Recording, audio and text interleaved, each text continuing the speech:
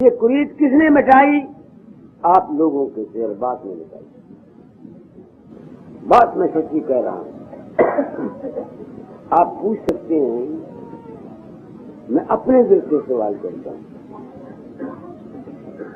यह फकीर चंद वो राज़े निहुफ्ता, वो सीक्रेट,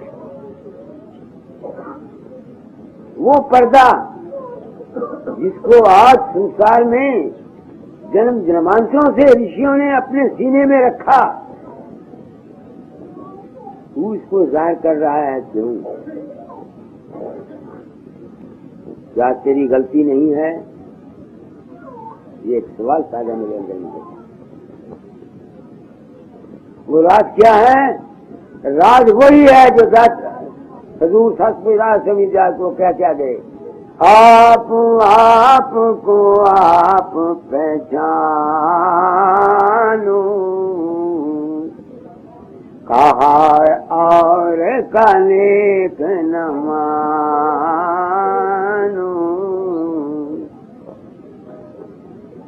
क्या तो वो भी गए? मुमकिन है शास्त्रों में भी या वेदों में भी ऐसा कोई मंत्र हो, मगर मैं चूंकि संस्कृत नहीं जानता, मैं नहीं कहता। ये तजर्बा मुझे आप लोगों की बदौलत हुआ। मेरे बंदी छोड़ आप लोग हैं।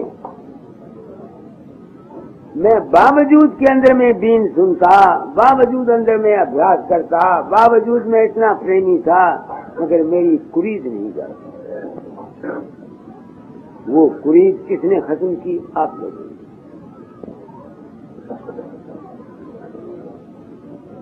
एक शख्स मुझको लिखता है,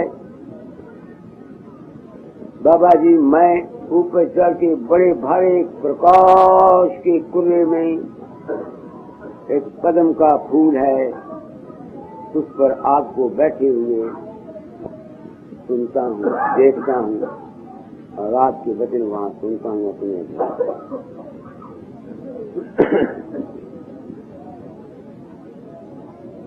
अब जब मैं अकेला बैठता हूँ अपने आत्मा के अंतर में, मैं सोचता हूँ फकीर चंद क्या किसको पता है? नहीं। जिस दिन उसने ये वाकया मुझको सुनाया, वो मुझको इलाहाबाद में मिला। मैं राधा स्वामी धाम से वापस आ रहा था। वो जो आया, फूलों के हाथ लिए हुए अंगूर उसके हाथ में थे, उसने फूलों के हाथ मेरे गले में डाल दिए, अंगूर मेरे मुंह में देने शुरू कर दिए। मैंने पूछा भाई तू कौन है? तो वो हैरानगी से पूछता है, महाराज आप मुझे नहीं जानते? मैंने कहा मैं नहीं जानता, मेरा नाम हजारी सिंह है। फिर मैं पिछले दशहरे के सत्संग पर गया था, आपसे नामदान लिया था। अब आए दुनिया के रहने वालों, इन मजहब और मिलतों के पुजारियों और पंथ के लीडरों, वो कहता है कि उसने मुझसे नाम लिया, और वो कहता है कि वो अपने अंतर में ये चीजें देखता है। नहीं समझ में आती। और जिसने नाम दिया है और जिसको वो देखता है, वो ला इल्म है।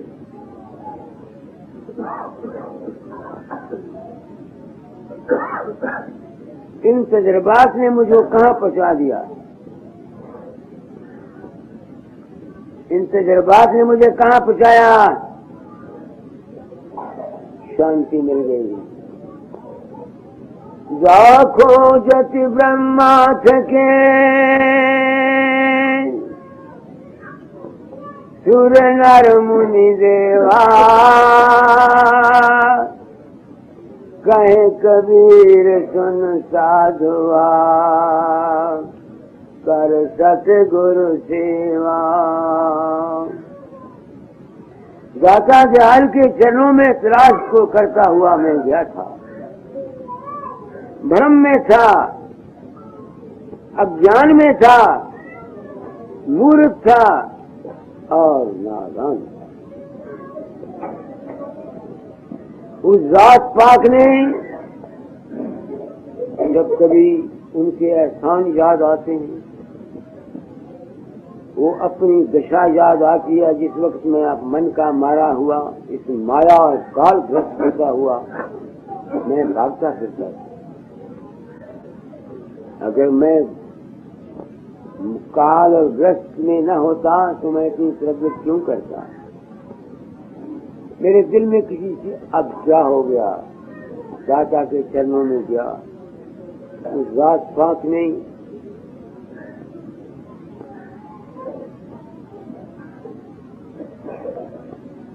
मेरे अज्ञान की अवस्था का नाम उन्होंने प्रेम रख दिया।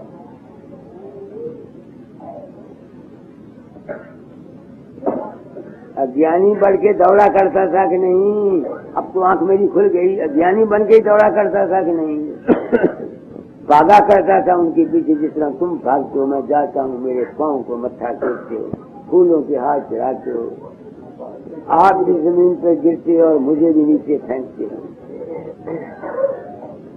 तो वो अज्ञानी था ना, मैं भी तुम्हारी तरह किया करता था।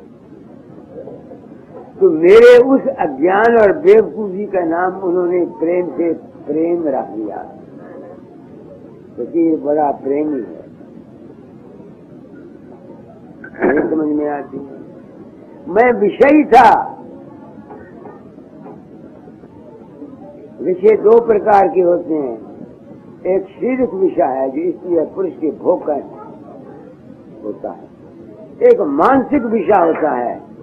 मन अपने अंदर किसी प्रीतम को प्यार करके उससे मिलना चाहता है और आनंद लेना चाहता है, ये मानसिक विषय है। योगी जन क्या करते हैं, अंतर में समाधि लगाते हैं ना, काने उंगलियां बंद बंद करके, क्या बनता है उनका, वो अपने अंतर में मूर्ति को बना के आनंद ही तो लेते हैं ना। तो किसी ने स्त्री से मिलकर आनंद ले लिया और किसी ने मन अपने से अपना प्रीतम बना करके अपने मन के अंदर में आनंद ले लिया। वो विषय आनंद शारीरिक है, ये मानसिक है, और वो आत्मा का तीनों ही आनंद है। और है क्या, आनंद के पीछे दुनिया फिरती है कि नहीं फिरती। और फिर क्या लुत्फ है, मेरे मानसिक आनंद का विषय का नाम मुझे योगी मशहूर कर दिया।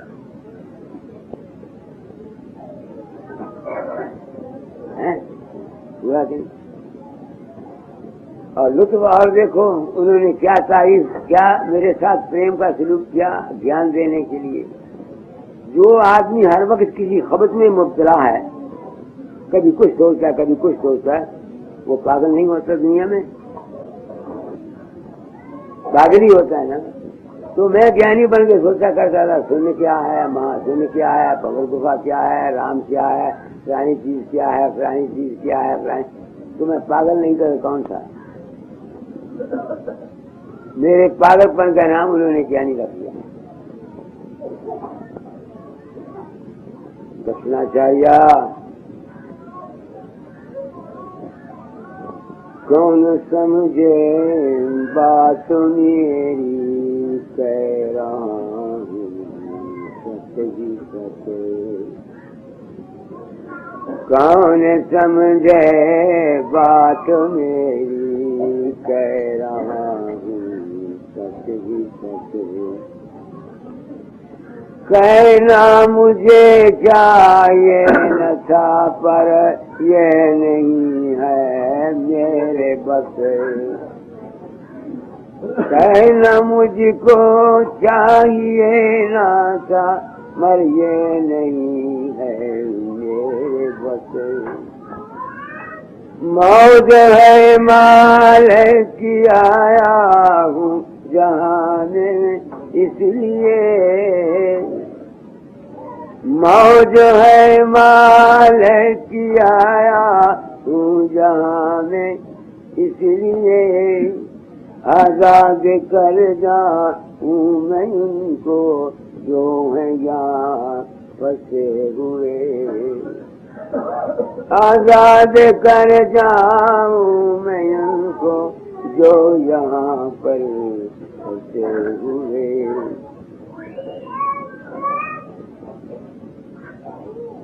अब मैं इस अनुभव के तजर्बे के बाद किस नतीजे पर आया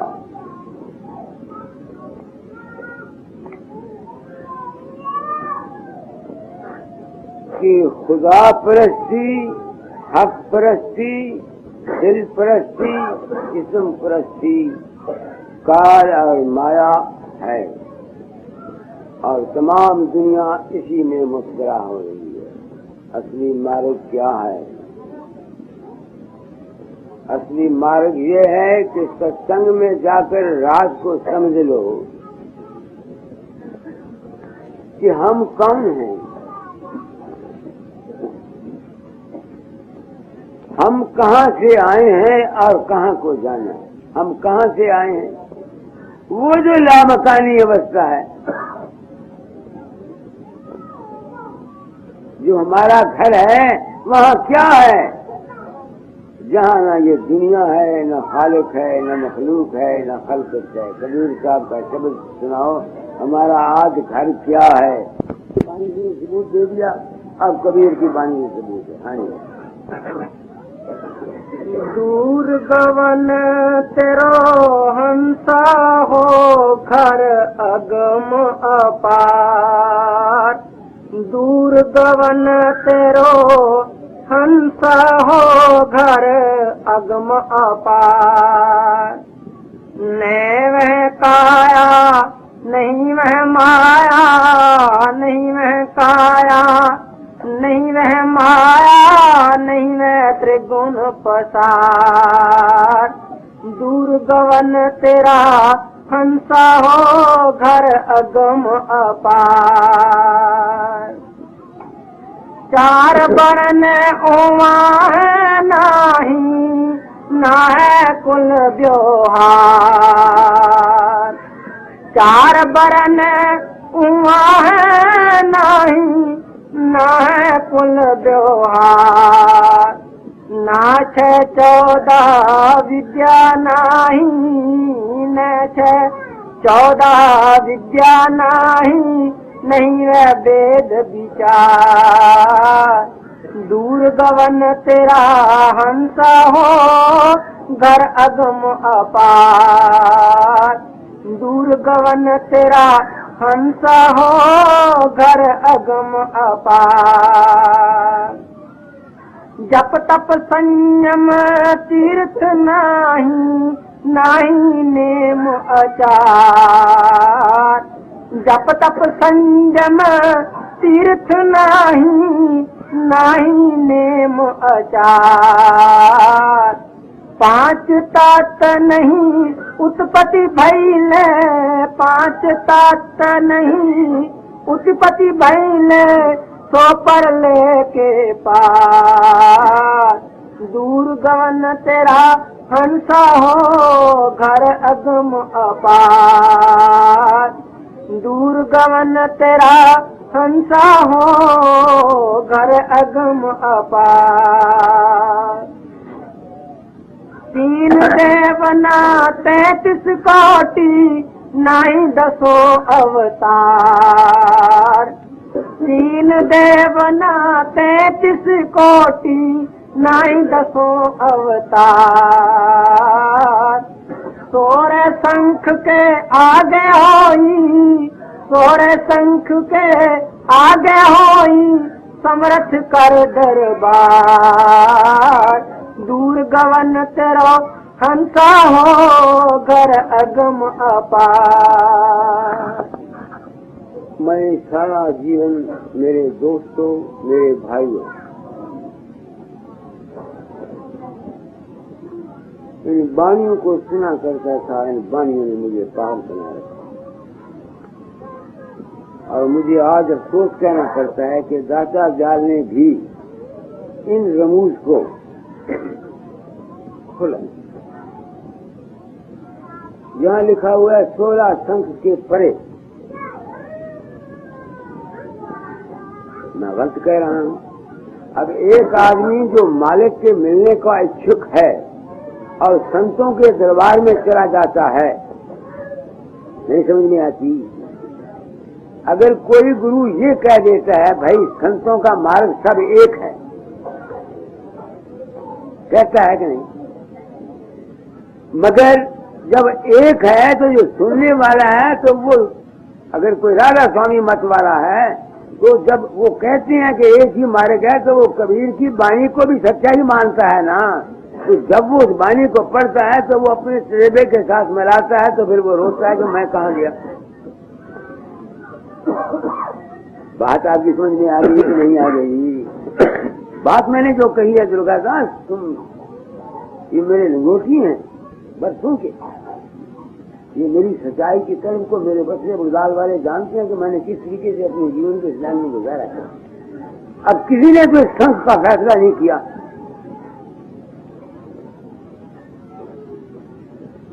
किसी महापुरुष ने नहीं किया कि संघ है क्या। ये मेरी भी उम्र गुजर गई, जो कुछ मैंने समझा है मैं वो आज कह जाता हूँ। मुझे दावा नहीं, जो मैं कहता हूँ। 16 संख के आगे संख क्या है? संख एक चीज होती है जो समुद्र से बनता है, इसके बीच में कीड़ा रहता है और पानी इसके बीच में से चल चल करके फिर दूसरी तरफ जाता रहता है। हवा का फूंक एक तरफ से मारो तो वो दूसरी तरफ आवाज देती हुई निकल जाती है। यही शंख है ना, कोई और तो नहीं। ऐसे ही हमारे शरीर के अंदर में 6 चक्र हमारे पिंड के, 6 हमारे मन के, और असली तो सारा 6 ही हमारे आत्मिक अवस्था के हैं, मगर उनमें से जो 4 हैं वो शामिल करके 16 किस्म के शंख। जब तक इंसान की तवज्जो इन शंखों में से गुजरती हुई, इन चक्रों को बेचती हुई उस आखिरी मुकाम तक नहीं जाती, तो चक्रों के बेचने से क्या मतलब कि शरीर का ध्यान जाता रहता है। 6 चक्र खत्म हो गए, नहीं समझ में आती है। ऐसा साथ जिस्मानियत तुम्हारी खत्म हो गई, 6 चक्र खत्म हो गए।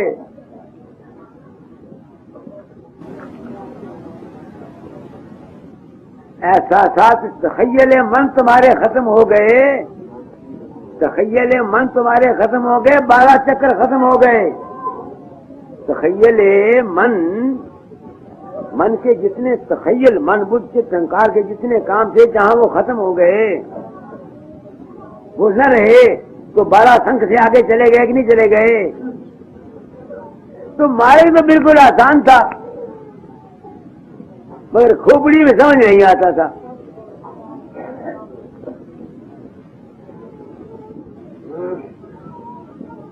नहीं समझ में आई। अच्छा, महात्माओं ने पता नहीं किस लिए, मैं नहीं कहता, अगर बददिमाग हो जाऊं तो ये कहूं कि उन्होंने अपने मतलब के लिए, और अगर सही दिमाग हो के बात कहूं तो इस बात से कि दुनिया समझ नहीं सकती थी। अगर साफ बात कह दिया तो दारे और मजहब टूटते थे, इस ख्याल से दोनों बातें। मैं तो अपना सही दिमाग रहा और ना खराब दिमाग रहा। दिमाग ही छोड़ गया तो सही और खराब का क्या हिसाब रहा। मजबूरन जिस्म में आके फिर दिमाग को लड़ना पड़ता है। मैं दिमाग ही छोड़ गया, 16 संख के चक्कर ही जब पता चला गया तो दिमाग ही खत्म हो गया। किसको क्या कहूँ, क्या है तो क्या नहीं समझ में आती। एक तो 16 चक्कर, उसके आगे जो है वहां आत्मा की कॉन्शियसनेस रहती है, क्योंकि ये अमल का मजमून है। जब तक महाशून्य की गति तुम्हारे नहीं आती, लाख तुम कोशिश करो तुम वहां तक जा ही नहीं सकते। मैं बतेरा कहता रहूं, तुम समझ ही नहीं सकते। जो लफ्ज भी मैं इस्तेमाल करूंगा समझाने के लिए, वो लफ्ज बता दे खुद एक जाल बन जाएंगे, जिस तरह कबीर साहब के शब्द मेरे लिए जाल बने हुए थे। 16 संख, 16 संख क्या होता है? 16 संख बिला का नाम है। एक बात। दूसरा ये भी हो सकता है कि कबीर साहब की दिमाग की हालत फिर वहां कर दी, फिर इस वक्त खराबा आदमी मैं कौन हूँ जो कबीर साहब के हो सकता है।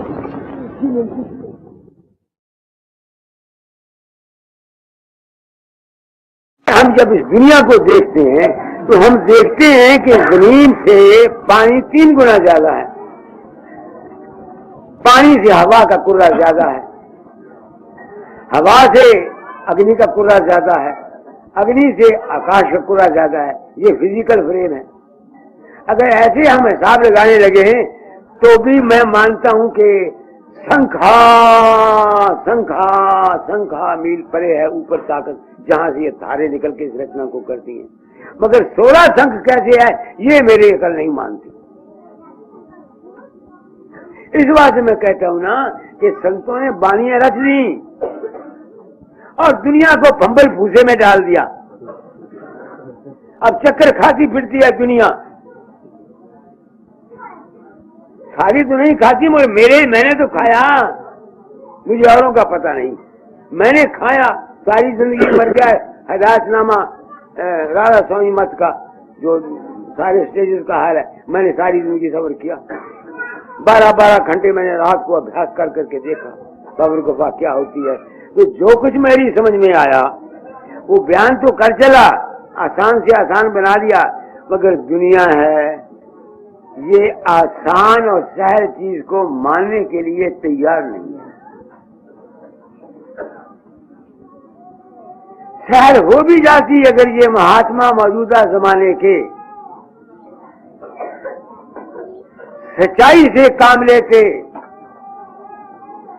जब मेरे साथ इनकी अकेली बातचीत होती है उस वक्त तो मेरे साथ सहमत हो जाते हैं, मगर पब्लिक प्लेटफॉर्म पर ये सहमत नहीं होते हैं। क्यों? क्योंकि इनका मान जाते हैं। आज मैं आपको एक ऐसी हस्ती से इंट्रोड्यूस कराना चाहता हूं जो मुझसे 1000 गुना बेहतर है। वो है नंदू भाई। आप देखते हैं ये मेरी टांगे भी दबाते हैं, ये मेरी सेवा भी करते हैं। जब तक मैं यहाँ रहता हूँ ये भाषण भी नहीं देते। क्यों? क्यों? इनको अपनी गुरुवाई का मान नहीं है। इनको इस बात का भय नहीं आता कि जो मेरे शिष्य हैं ये मुझे कहेंगे कई मुझे पंडित जी से नीवा समझते हैं, कई समझ लेंगे। इनको इस बात की परवाह नहीं है।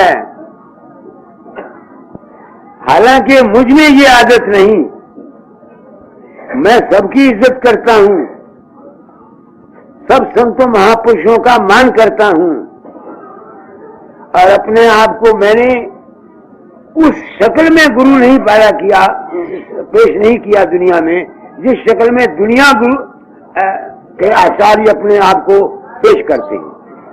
वो यही कहते हैं ना कि तुम मरोगे हम तुम्हें ले जाएंगे, ये कहते हैं अंत समय में तुमको ले जाऊंगा।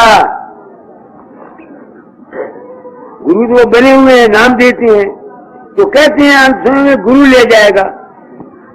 तो वो यूं नहीं कहते मैं ले जाऊंगा, तो उसका मतलब तो यही है कि जब उन्होंने नाम दिया है वो गुरु बने हुए हैं, तो जब गुरु ले जाएगा तो उनके तो वही गुरु हैं। दूसरा तो यही समझता है ना कि यही हमें ले जाएंगे। नहीं समझ में आई आपकी बात? आती है या कि नहीं आती है? मैंने अपने आप को गुरु की हैसियत में पेश किया, मगर मैंने अपने आप को ज्ञान दाता, राज दाता, भेद दाता, सार दाता, हकीकत के बतलाने वाले की हैसियत में गुरु की हैसियत में पेश किया। मैंने इस हैसियत में पेश अपने आप को नहीं किया कि मैं तुमको सतलोक ले जाऊंगा।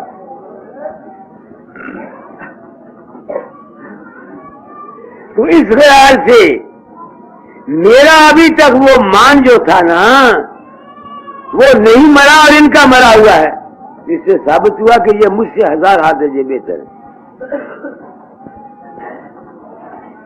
अब आप पूछ सकते हैं कि फकीर चंद तू इतनी बातें कराता, तेरा तूने मान को क्यों नहीं मारा? तुम पूछ सकते हो कि तुमने मान को क्यों नहीं मारा? भाई जी ने तो मार लिया, ये तो परम संत हो गए। तूने क्यों नहीं मारा?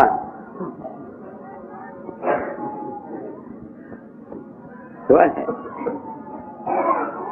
बात यह है कि ऐसे पुरुषों की संगत से, जैसे भाई जी हैं जिनका मान अपमान दोनों को त्याग किया हुआ है, आपको तस्कीन और शांति या सच्ची तस्कीन मिलने की उम्मीद हो सकती है इनसे, इनकी अमली जिंदगी, अमली पहलू से। मेरे ज़िम्मे कुछ और ड्यूटी है। मैं इस संसार में संत सदगुरु वक्त की हैसियत में पैदा हुआ हूं।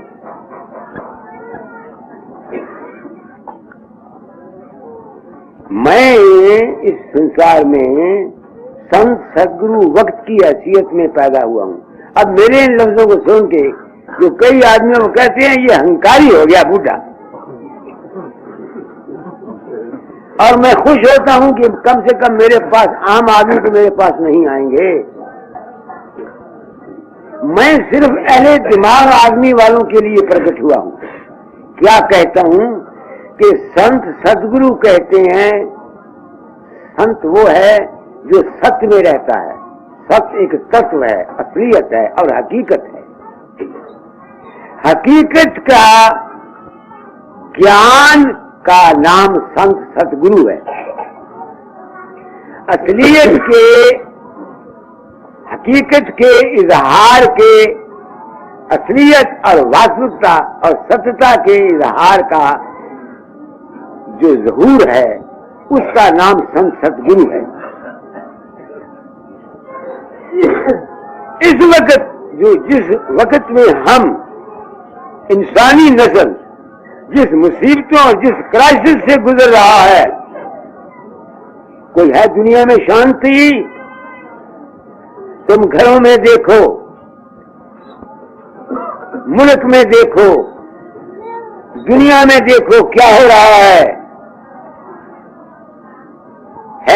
कहीं चैन? भय, डर, जुल्म, सितम के कितने नक्शे दुनिया में आ रहे हैं। चीन ने क्या किया?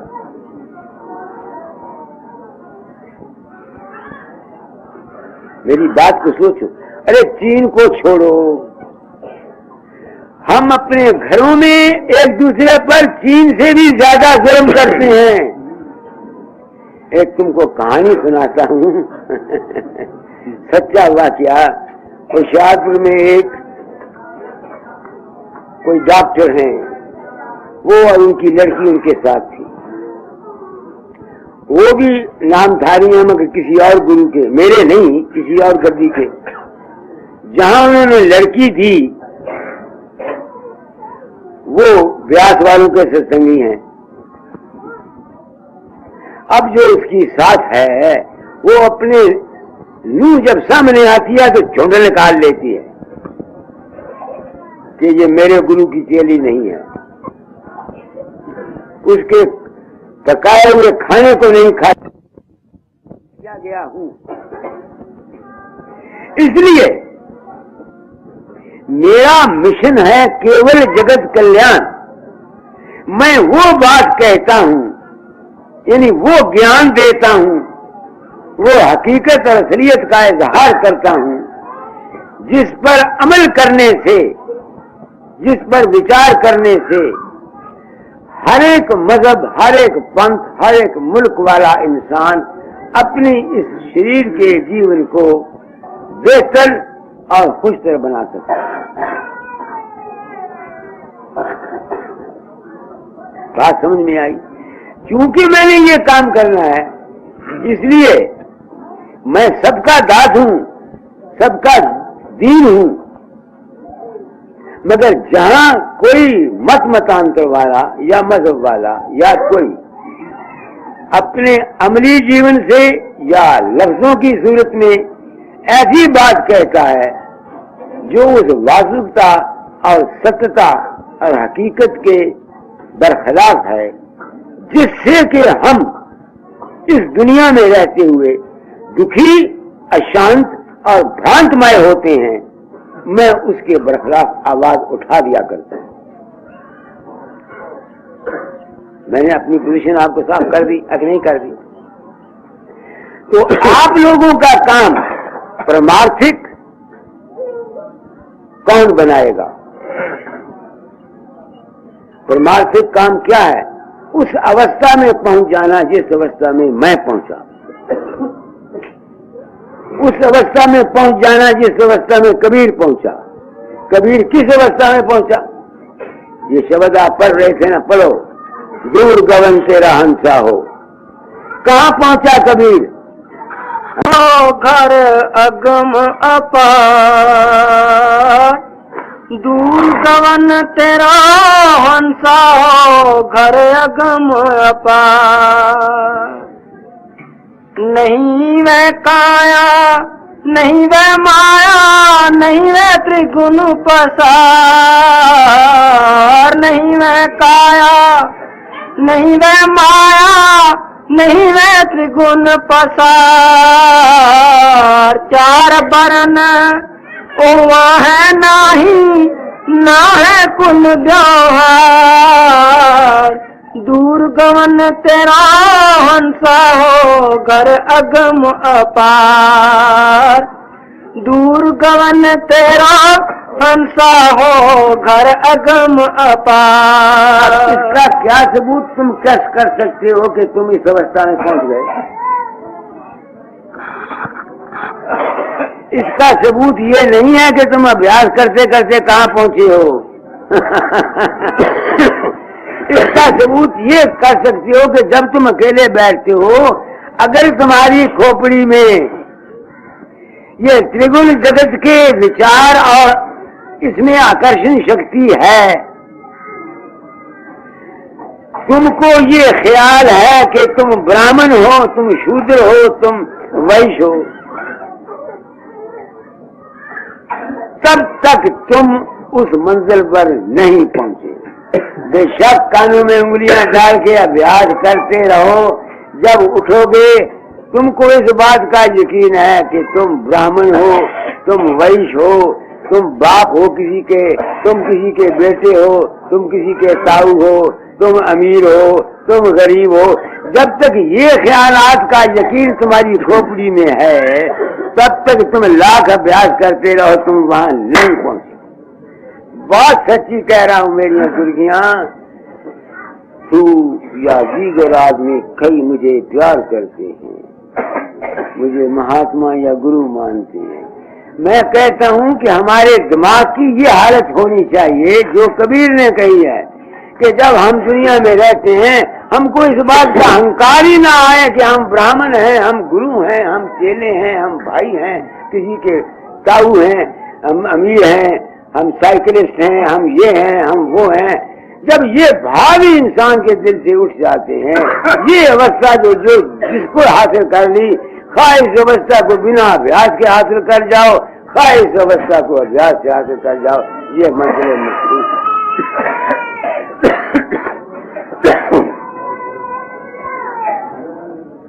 इसलिए कानों में उंगलियां डाल डाल के मैंने परसों आपको ये जुबान दी थी कि मैं वो तरकीब तुमको बताऊंगा कि जिस तरकीब से तुम्हें कोई मेहनत और मुशक्कत की जरूरत न रहे। मैंने भी तो उम्र खोने के बाद यही पहुंचा। समझ में रही है? पढ़ो इस कड़ी को फिर दोबारा। दूर गगन तेरा हंसा हो, घर अगम अपार। दूर गगन तेरा हंसा हो, घर अगम अपार। नहीं वह काया, नहीं वह माया, नहीं वह त्रिगुण पसार। चार बरन उमा है नाही, ना है कुल व्यवहार। दूर गगन तेरा हंसा हो, घर अगम अपार। कुल व्यवहार वहाँ कैसे नहीं हो सकता? जब तुम दुनिया में रहते हो, बाप बन के खेलते रहो, भाई बन के खेलते रहो, मगर तुम्हारे दिल में उसका ये ख्याल ना आए, दुनिया ख्वाब नजर आए। काम करता है, यथार्थ काल से आया। मैं यहाँ बैठा हुआ हूँ, यहाँ आके सब कुछ हो गया। मुझे यकीन है ना कि ये मेरा कुछ भी नहीं। मैं कल को आज शाम को यहाँ से चला जाऊंगा, समझिए मेरा मतलब यही यकीन है ना। तो जिसको ये यकीन हो जाता है कि ये दुनिया ख्वाब है, जिसको ये यकीन हो जाता है कि ये तो मुसाफिर खाना है, तो अभ्यास सावन किस लिए करते हैं? ये यकीन के लिए तो कराया जाता है कि दुनिया ख्वाब है और है क्या।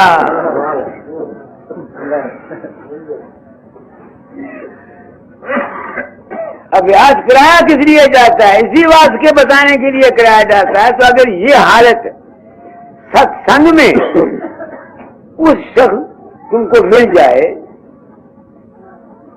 तो फिर अभ्यास और पिछला श्रद्धा करने की क्या जरूरत है दोस्तों।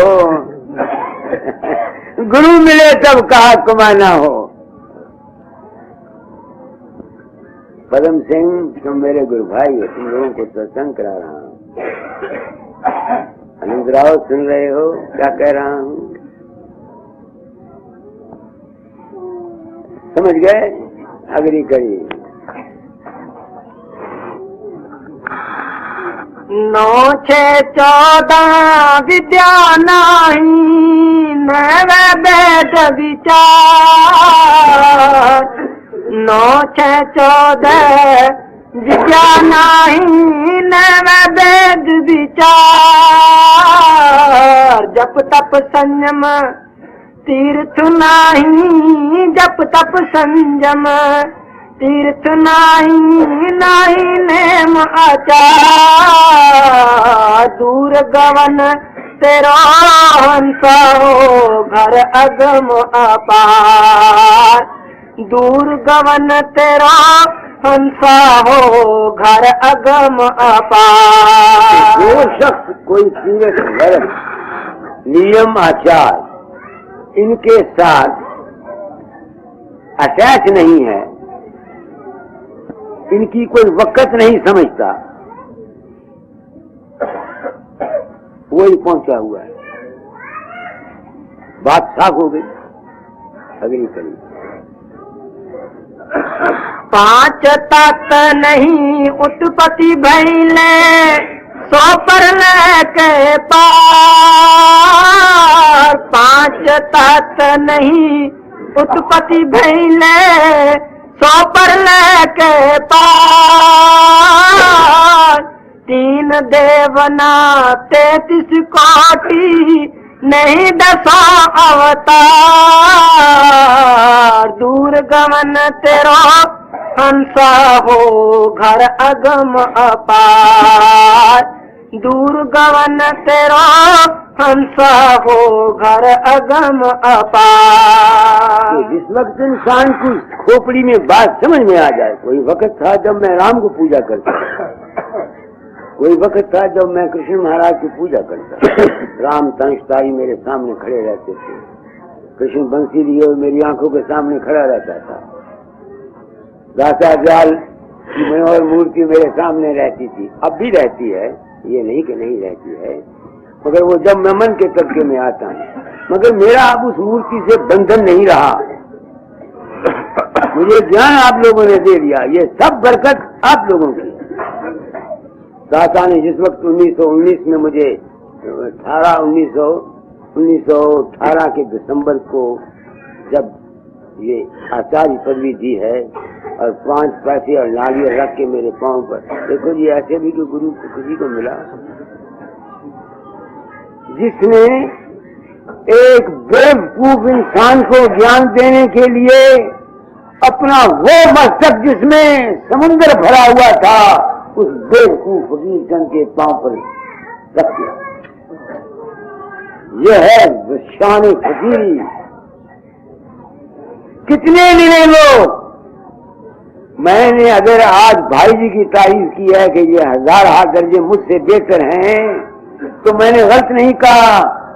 दाता जाल ने अपना वो मस्तक, वो सुंदर सुनहरा चेहरा और वो 1.5 गिठ ऊंची मस्तक वाली जो खोपड़ी थी उनकी, उसको मेरे पांव पर रखकर मत्था टेका था किस लिए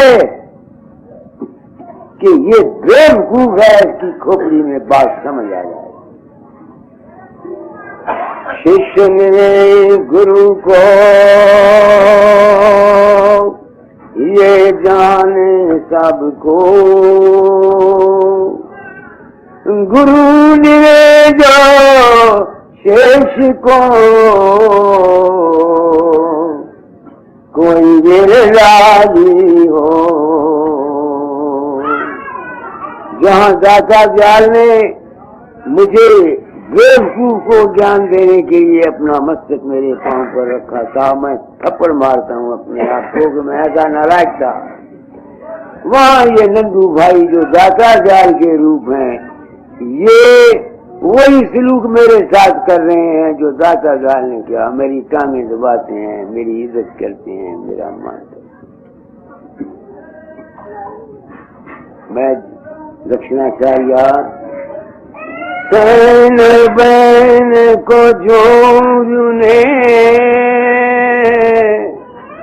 ताको कहिए दान, सैन बैन जो ना रखे ताको कहे बला। पदम सिंह सुन रहे, अगली करिए, मस्ती आ रही। दूर गवन तेरा हंसा हो घर अगम अपार, सोरे शंख के आगे होई समरथ कर दरबार, सोरे शंख के आगे होई समरथ कर दरबार। श्वेत सिंहासन आसन बैठे, श्वेत सिंहासन आसन बैठे जहाँ सबत झनकार। दूर गवन तेरा हंसा हो घर अगम अपार, दूर गवन तेरा हंसा हो घर अगम अपार। मेरे तजर्बे में जो बात आई है वो क्या आई है? जिस तरह से मैंने सत्संगियों के बातों का जिक्र सुनाता हूँ ना, वो कहते हैं कि वो पद्म के फूल पर देखते हैं, प्रकाश स्वरूप में मेरा रूप देखते हैं अपने अंदर। क्योंकि मैं लाइम होता हूँ, मैं नहीं जानता, तो उनके अंदर वो जो प्रकाश रूप में प्रकट होता है वो कौन है? उनका अपना ही आत्मा है, उनका अपना ही आत्मा है।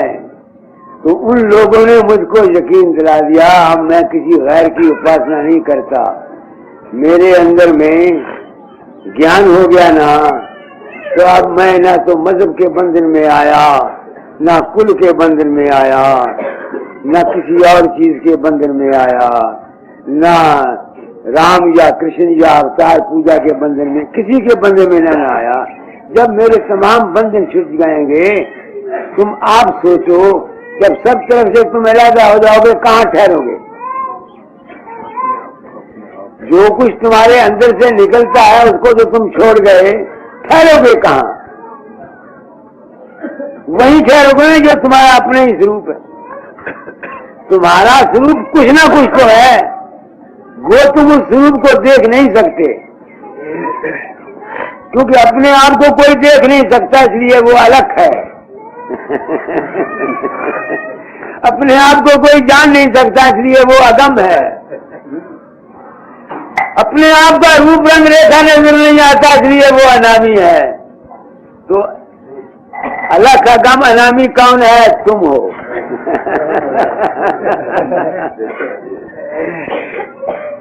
तुम हो कि नहीं? ये मेरा जिंदगी का तजर्बा मुझे यहाँ मुझे पहुँचा दिया, बताया ना। यही कबीर साहब कहते हैं, पढ़ो क्या कहते हैं। दूर गमन तेरा हंसा हो घर अगम अपार, तेरे रूप कहाँ बरनो महिमा तिन गति अपरंपार। पुरुष रूप का वर्णो महिमा तिन गति अपरंपार। कोटि भानु की शोभा जिनके एक एक रोम औजार। दूर गमन तेरो हंसा हो घर अगम अपार। सारी जिंदगी मैं तलाश करता रहा वो उस चीज को जिसके अंतर से करोड़ हाथ चांद और करोड़ हाथ सूरज निकलते रहते। ये चीज अनुभव से मालूम होती है। आपको करा रहा हूं दक्षिणाचार्य सत्संग। मैंने आप लोगों से बहुत कुछ हासिल किया है। आप लोग मेरे गुरु हैं और उसके एवज में जो कुछ मैंने हासिल किया है मैं आपको वो देता रहता हूँ। ये तो म्यूचुअल देना लेना है। कुछ तुमसे मैंने लिया और कुछ मैंने तुमको दिया। समझिए ना मतलब मेरा नहीं। गुरु बतावे साध को और साध कहे गुरु पूज। अर्ज बरस के मेरे से बूझी बूझ अबूझ। तो वो क्या है? एक तो है प्रकाश में देखता हूँ। हो सकता है किसी महापुरुष को कबीर ने क्या देखा हो अंदर में, मुझे क्या मालूम। मुझे क्या मालूम स्वामी जी ने अपने अंदर में क्या देखा, मुझे क्या मालूम। गुरु नानक ने अपने अंदर क्या देखा, मुझे क्या मालूम। मैं कुछ जानता हूँ, जो मैंने देखा मैं वो कह रहा हूँ, क्योंकि यही मेरा कर्म है। अंतर में प्रकाश है, महान से महाप्रकाश है। देखता हूँ मगर हमेशा मैं भी नहीं देख सकता।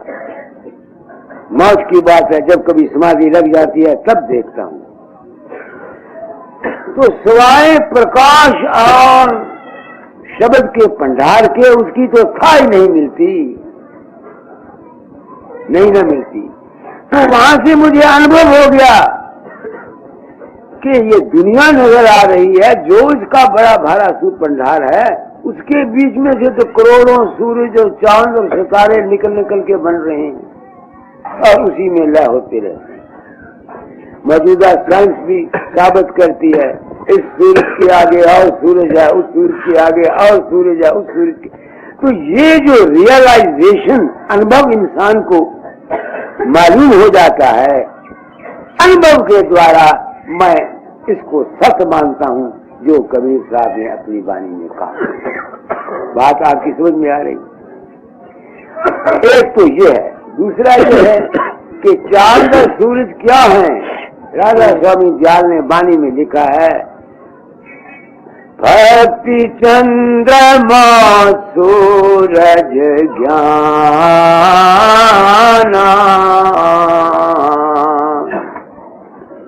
और ऐसा कोई शब्द है, यानी उन्होंने चंद्रमा को मुशाबत दी है भक्ति से। क्यों? कि भक्ति का सहारा इंसान को ठंड देता है, अनुभव, समझ, विवेक, ये रोशनी देता है, दिमाग खुलता है।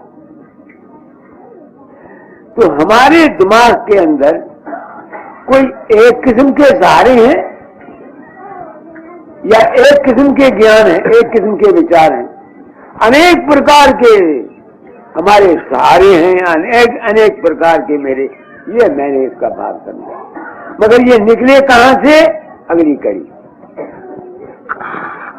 चार अक्षर दोनों से न्यारा, सोई नाम हमार।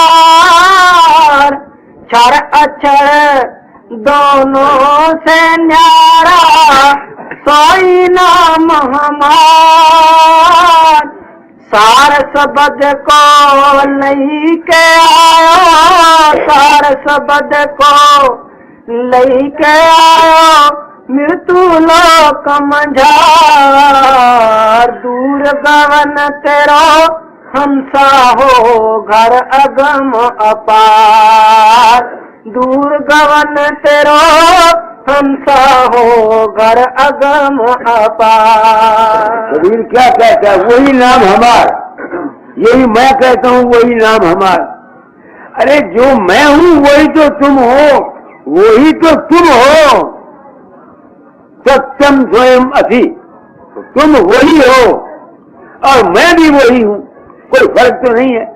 मगर सिर्फ वाचिक ज्ञान कह देने से तुम उस वक्त तब वो हो जब पहले पिंड अंड ब्रह्मांड और सबके ख्यालात को छोड़कर,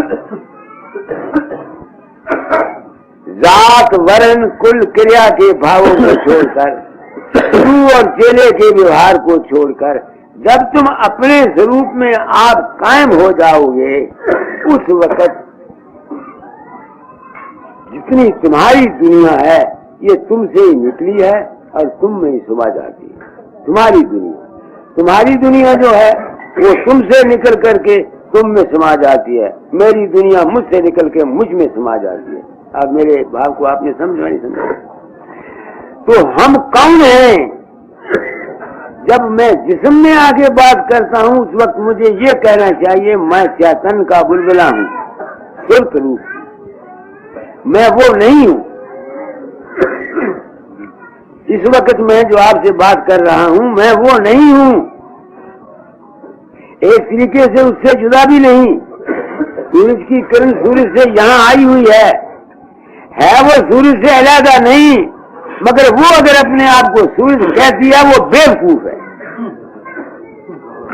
तो अहम ब्रह्म कहने वाले जितने हैं ये सब के सब गलती पर हैं। ये अहम ब्रह्म कहने का मजमून नहीं, ये अहम ब्रह्म होने का मजमून है। कहना हो रहा है और हो, तुम कब होगे? जब तुम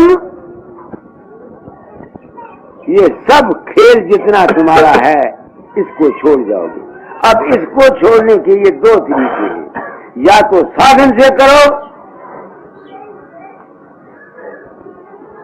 अभ्यास कर करके खुद अपने रूप को देख लो। जहां तुमने देख लिया फिर अभ्यास की कोई जरूरत नहीं। दाता अभ्यास फरमाया करते ये 6 महीने का कोर्स है, यही कहा करते थे ना। अगर मैं कह दूं कि समझदार आदमी के लिए 6 दिन का कोर्स है या 6 घंटे का कोर्स है तो गलती नहीं है। मगर किनके लिए यहाँ दुनिया भूली हुई है, जिसको सिर्फ कोई दुनिया की आस नहीं है। हम लोग और आप लोग जो दुनिया में आशाओं के पीछे फिर रहे हैं। एक शब्द निकालो, आस आस जीव बंदे आस जम की फांसी, आस आस जीव बंदे आस जम की फांसी, आस ले निराश बने चित्त से उदास बने, डूबत सांस सांस बने जग कराई हंसी। आस ये शब्द किस वक्त का है याद है आपको? भाई जी को याद है? जब मैं 1921 में आरती करने गया था उस वक्त दाता दयाल ने ये शब्द लिखा था और वो सारे शब्द मेरे ही नाम लिखे गए थे और वो तोहफा दरवेश की शक्ल में छाया हुए हुए। तो वो मुझे क्या कहते हैं मुझे वो पढ़ो। आस आस जीव बंदे आस जम की फांसी, कोई चाहे धन का दान, कोई मांगे मन का